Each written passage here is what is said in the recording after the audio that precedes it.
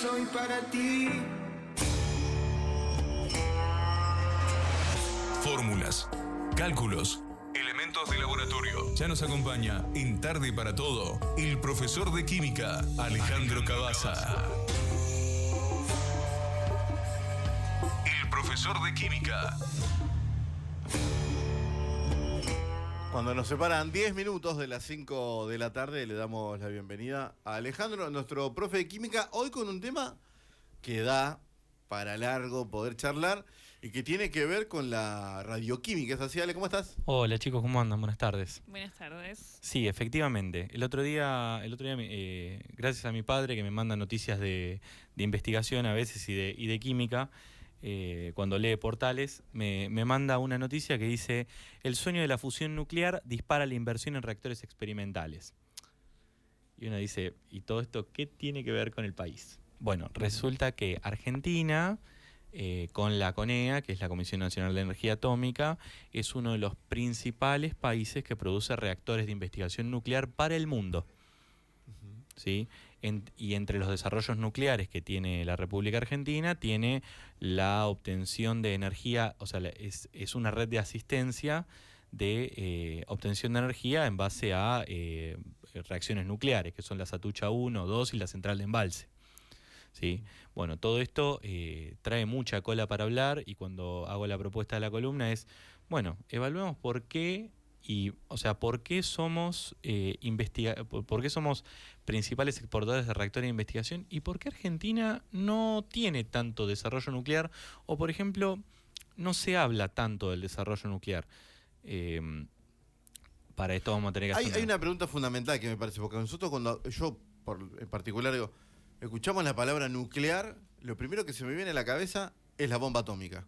Claro. Pero ¿para qué sirve lo nuclear? Bueno, justamente lo nuclear y asociado a la bomba atómica está muy bien asociado. O sea, las reacciones nucleares, y esto no sé si alguna vez escucharon a través de Einstein, pero Einstein tiene una frase muy característica que fue cuando descubrió la teoría de la relatividad. Hay un documental en Netflix que está muy bueno, si lo quieren ver, en donde Einstein, que era alemán, tiene que huir de Alemania porque él era un científico políticamente activo. Él se consideraba un pacifista, pero él decía que nadie debía morir en pos de la política y en pos de la ciencia cuando empezaron los crímenes de guerra políticos en el nazismo. Einstein era judío y, bueno, cuestión, ¿sí? Einstein decía que pequeñas cantidades de masa podían ser descompuestas en partículas muy pequeñas y obtener enormes cantidades de energía. Einstein hacía referencia a la fisión nuclear en ese momento. Bueno, resulta que la fisión nuclear y la fusión nuclear, que son dos tipos de reacciones nucleares, ¿sí? Son utilizadas en un montón de campos de aplicación industrial, no solamente en la producción de armas, ¿sí? Por ejemplo, la aplicación de iodo 131, ¿sí? Que es un radioisótopo, o sea, es un tipo de átomo que emite radioactividad, se utiliza para hacer diagnóstico en el tratamiento de hipotiroidismo. Sí, para el diagnóstico por imagen. Exactamente. Bueno, es justamente lo que vamos a hablar hoy. Hoy vamos a dar una pequeña introducción a todos los que son los conceptos de radioquímica, de radioactividad, cómo es que se genera un isótopo radioactivo, cómo es que uno puede llegar a darse cuenta si todos los átomos emiten radioactividad o no, y vamos a tener un montón de conceptos. ¿Para qué sirven también? Porque esto de el diodo, viste que cuando uno se hace un estudio, me ha tocado a mí, un estudio que se llama PET.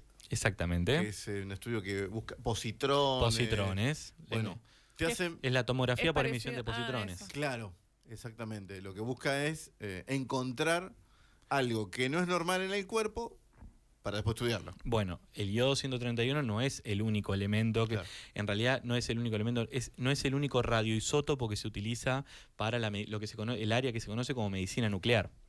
¿Sí?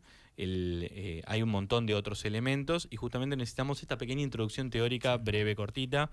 Hoy puede que la columna dure un poquito menos que lo de costumbre, para hacer una introducción, y después vamos a empezar a evaluar casos históricos asociados a la producción de energía nuclear, después vamos a evaluar las cuestiones y la política internacional respecto de la energía nuclear, porque hay un montón de cosas que se desconocen y que solamente los conocen los muchachos que trabajan en la CONEA, algún físico, algún químico que haya estudiado química nuclear o física nuclear. Vamos a hablar también un poco de dónde se puede estudiar química nuclear, si a uno le interesa, ¿sí? Que está el famoso Instituto Balseiro en Bariloche. ¿Sí? Entonces, si uno quiere estudiar realmente o se quiere especializar en reacciones nucleares, por ejemplo, acá en Buenos Aires uno no puede, se tiene que ir a Bariloche a estudiar. Claro, y hay algo que me quedó, que lo he escuchado en campaña política, donde la CONEA es el semejante a la NASA. Sin duda. Sin duda. Pasa que, a ver, hay una cuestión de aplicación, ¿sí? La CONEA trabaja en desarrollos nucleares y la NASA es como una especie de comunidad científica, en donde la principal aplicación es la tecnología aeroespacial. Pero a su vez tienen un montón de proyectos de investigación y de sedes de investigación distintas. ¿Sí? Hoy, por ejemplo, la CONEA, por ejemplo, fue creada con el concepto de realizar desarrollos nucleares en la Argentina. Después vamos a hablar de la época, porque en la época claramente va a ser visible quién lo creó y con qué objetivo, ¿sí? Sin hablar de nombres, nos vamos a dar cuenta con el periodo histórico. Claro. Así que bueno. Como una cuestión general, la radioquímica es la rama de la química que estudia las reacciones químicas mediante técnicas que utilizan radioactividad, ¿sí? Ahora, ¿qué es la radioactividad y por qué es que la radioactividad a veces lo único que tiene es mala fama? ¿Sí? Como todo lo que es peligroso tiene mala fama. La química en general tiene dos aplicaciones, las dentro de la ética y las fuera de la ética, ¿sí? Las éticamente cuestionables que están dentro de la ética y las éticamente valoradas, ¿sí? La radioactividad, que se puede decir radiactividad o radioactividad, ¿sí? Es el proceso por el cual, y acá vamos a empezar a traer conceptos de química vieja, muy, muy vieja, seguramente cuando estaban en la secundaria y cuando veían la tabla periódica. Claro. ¿Sí? La radioactividad es cuando el núcleo del átomo, ¿sí? El átomo tiene dos zonas. Tiene la llamada corteza, en donde están los electrones, y una zona central donde se encuentra toda la masa del átomo concentrada, así como toda apelotonada, que es el núcleo. ¿Sí? Cuando el núcleo empieza a perder energía y empieza a emitir partículas, ¿sí? puede desprender distinto tipo de partículas, y eso depende, de eso va a derivar qué tipo de radioactividad existe. Ahí está el gráfico, me voy a correr el micrófono. Depende del tipo de elemento del que estemos hablando, puede tener, ahí en inglés dice type of decay, que es el tipo de decaimiento, que es el tipo de pérdida de energía, ¿sí? Cuando hablamos de beta positiva es un positrón, ¿sí? Cuando hablamos de beta negativa es un antineutrino. Cuando está el alfa es la radiación alfa. Después está la fisión nuclear, el protón, el neutrón. El neutrón es la radiación gamma, ¿sí? Y ese tipo de radiación también depende de dónde está ubicado en la tabla periódica el elemento, ¿sí? No todos los elementos tienen la posibilidad de emitir este tipo de decaimiento o este tipo de energía desde el núcleo. Lo que podemos ver en la imagen anterior, si la volvemos a proyectar, es que para evaluar el tipo de decaimiento que vamos a tener, tenemos que establecer una relación, una división, ¿sí? Cuando hablas de decaimiento, puntualmente a qué te referís? Al núcleo, el decaimiento radioactivo se considera a que el núcleo pierde energía, ¿sí? ¿Cómo pierde energía? Emitiendo partículas, ¿sí? Al núcleo, así como está, libera energía. ¿Y eso dónde lo podemos trasladar para tener un ejemplo más llano? Más práctico. Más práctico, a ver, más práctico lo podemos trasladar, por ejemplo, hoy a las tomografías. Ajá.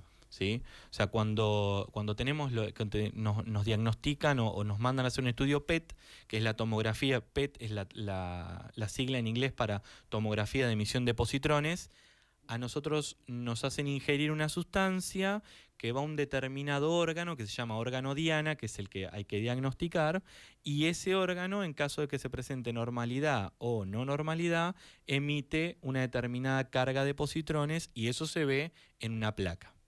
Sí, esa es la aplicación más práctica. Ahora, si nosotros, por ejemplo, agarramos un isótopo radioactivo del uranio, bueno, podemos hacer algo parecido a una bomba atómica, ¿sí?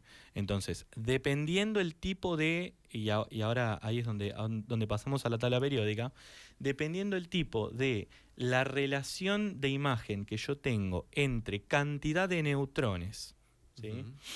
Ahí le pedimos a Lauti que nos pase a la tabla periódica. Que nos pase a la tabla periódica. Así lo podemos explicar. ¿Sí? Ahí está, perfecto. En el concepto de la tabla periódica, nosotros hacia el extremo derecho, hacia abajo, tenemos los elementos más pesados. ¿Sí? Los elementos más pesados son los que tienen mayor relación en la carga del átomo, ¿sí? Tienen núcleos muy cargados, muy pesados.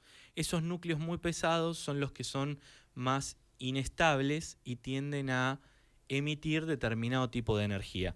Por ejemplo, si ustedes ven en la tabla periódica, en la radioactividad fue descubierta por el elemento que se llama radón, ¿sí? Y que está ubicado al lado del francio, el número 88, ¿sí?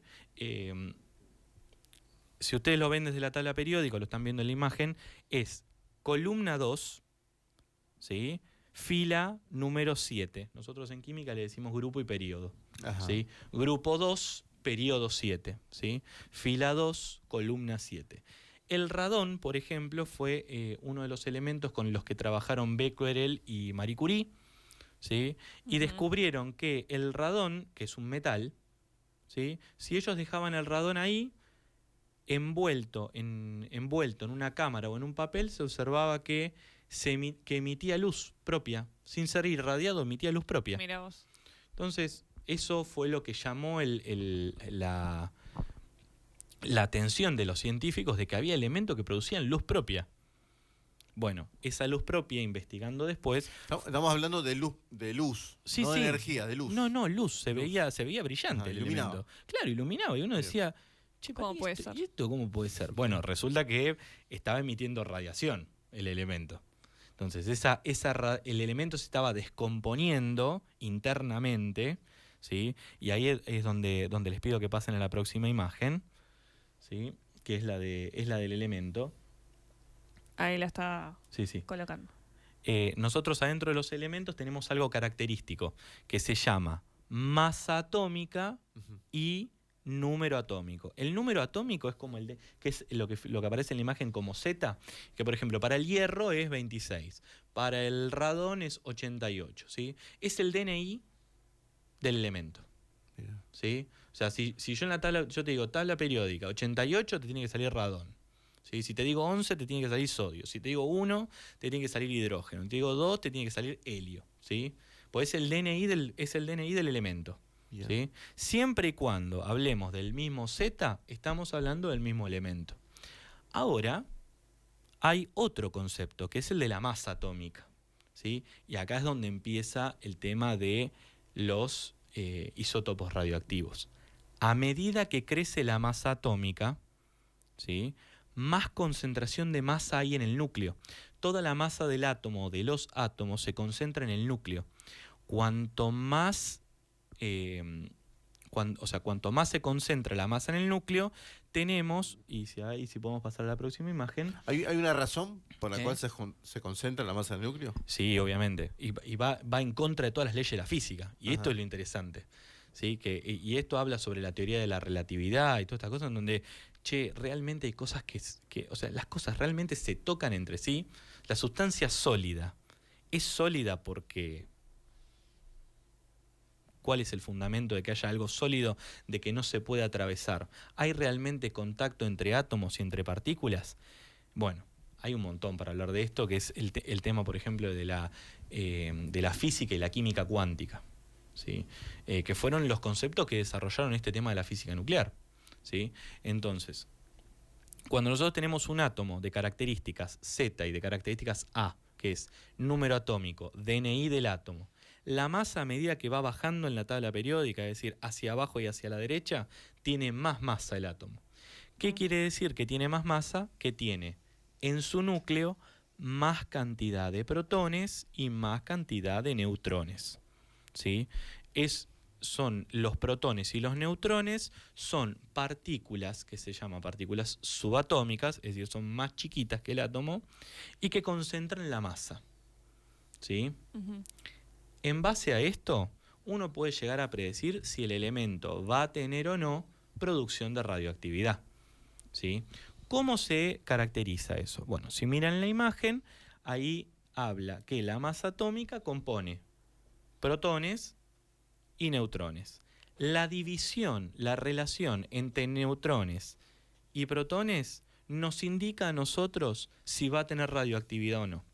En el primer gráfico que vimos, que después lo pueden retroceder en el video, no hay ningún problema, pueden ver que a medida que crece la relación entre neutrones y protones, es decir, a medida que va aumentando la masa, van variando los distintos tipos de emisión de energía que tiene el núcleo, y esa posibilidad de emitir energía es lo que los químicos aprovechamos para desarrollar distintos tipos de elementos. Es decir, por ejemplo, los elementos que tienen posibilidad de emitir positrones son los que se utilizan para los tratamientos de PET.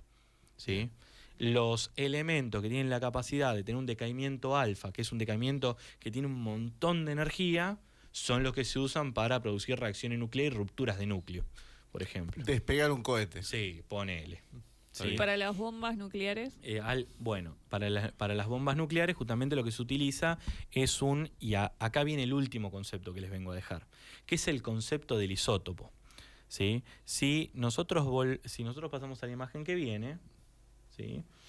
La imagen que viene nos muestra que, si yo les digo, bueno, ¿cuántos oxígenos hay en el mundo? Ustedes me van a decir, y mira, hay un oxígeno, está en la tabla periódica. Y un poquito para cada uno. Hay un poquito para cada uno porque respiramos y toda esta cosa. Bueno, Claro. yo les vengo a decir que no es así.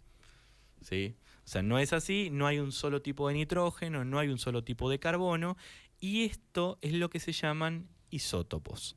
¿Sí? Los isótopos tienen el mismo Z, es decir, tienen el mismo DNI, pero tienen distinta masa. Ujú. ¿Sí? Si uno cuenta la cantidad de protones que hay en el núcleo, siempre la misma, pero varía la cantidad de neutrones. Al variar la cantidad de neutrones, se generan estos isótopos. Los isótopos son como hermanitos, ¿sí? Hermanitos en menor proporción, como hermanitos más chicos. O sea, el más grande es el que está en la tabla periódica. Por ejemplo, para el oxígeno, el 16,8. A16, Z8. Pero eso no quiere decir que no haya otro oxígeno dando vuelta. Hay un oxígeno que es 17 y que es el isótopo radioactivo del oxígeno. Y después, por ejemplo, el carbono. No sé si alguna vez escucharon las pruebas de carbono 14. Sí. Bueno, las pruebas de carbono... Que las utilizan para los restos fósiles. Exactamente, exactamente. Eso es porque, el carbono tiene una especie química que es el carbono de masa 12, Z6. ¿Sí? Pero a su vez existe en la naturaleza un isótopo radioactivo del carbono que es el carbono 14. O sea, el carbono de masa 14. Claro. ¿Sí? Y como tiene un exceso de neutrones, ese núcleo es tan inestable que empieza a liberar energía.